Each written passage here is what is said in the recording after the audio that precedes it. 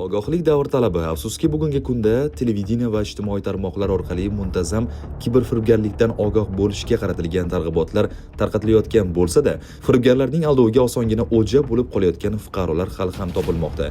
Xususan, muntazam Sirdaryo viloyatida istiqomat qiluvchi fuqaro viloyat ichki ishlar boshqarmasiga ariza bilan murojaat qilib, unga moddiy zarar yetkazgan firibgarlarga nisbatan qonunchilikda belgilangan jazo berilishini so'ragan. Ma'lum bo'lishicha, mazkur fuqaro joriy yil boshida Toshkent shahridagi dorixonalardan birida Giperforti dori vositasini xarid qilgan. Xarid jarayonida dorixona xodimi tomonidan xaridorlar o'rtasida viktorina o'tkazilayotgani, unda ishtirok etish uchun shaxsiy ma'lumotlar, ism, familiya, telefon raqam hamda yashash manzili ko'rsatish lozimligi tushuntirilgan. Fuqaro esa viktorinada ishtirok etish maqsadida ushbu ma'lumotlarni taqdim etgan. 2025-yil 22-aprel kuni fuqaroga 5950 qisqa raqamdan qo'ng'iroq bo'lib, o'zini Lixando ofis tashkiloti xodimi sifatida tanishtirgan shaxs Giperforti dori vositasini xarid qilganligi sababli viktorina g'olibi bo'lganligi ma'lum qilgan.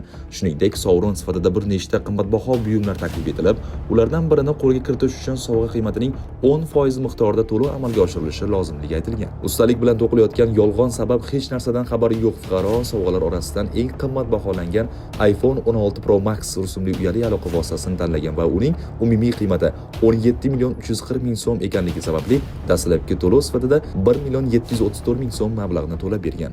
Oradan bir necha kun o'tib, ya'ni 25-aprel kuni 5950 raqamida yana qo'ng'iroq bo'lib, sovg'a Sirdaryo viloyatiga jo'natilayotgani va yetkazib berishni tezlashtirish uchun qo'shimcha ravishda 460.000 so'm to'lov talab qilingan.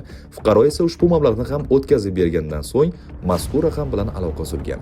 Ushbu holat yuzasidan Sirdaryo viloyati ichki ishlar boshqarmasi axborot texnologiyalari sohasidagi jinoyatlarga qarshi kurashish boshqarmasi xodimlari tomonidan o'tkazilgan tezkor qidiruv tadbirlari natijasida jinoyat Toshkent shahri Yunusobod tumanida yashovchi muqaddam 3 marotaba O'zbekiston Respublikasi Jinoyat kodeksining 168-moddasi 3-qismi G bandi bilan sudlangan shaxs tomonidan sodir etilgani aniqlangan.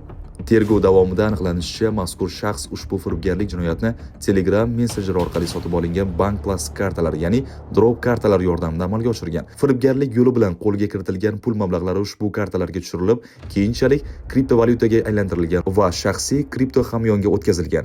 Hozirda mazkur holat yuzasidan tergov harakatlari davom ettirilmoqda.